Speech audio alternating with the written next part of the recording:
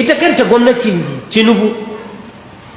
ta yi abin yabawa wajen ba jana'izar shugaban ƙasa muhimmanci da kulawa, abinda gwamnatin Baba Buhari ba ta yi ba lokacin mutuwar Shehu Shagari,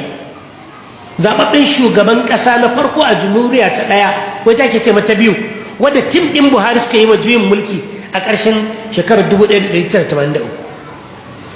Gwamnatin Baba Tinubu ta tura mataimakin shugaban ƙasa London da ya zo da gawar shugaban ƙasa na da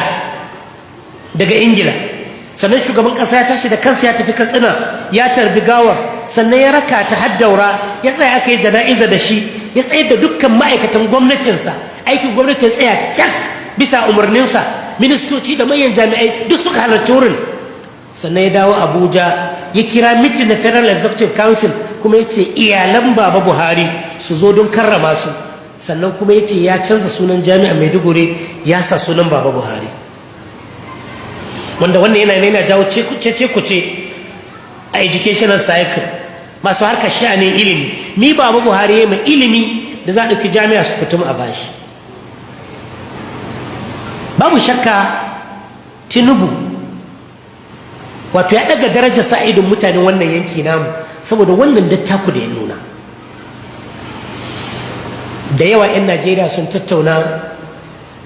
maganar mutuwar tsohon shugaban ƙasa a Ingila,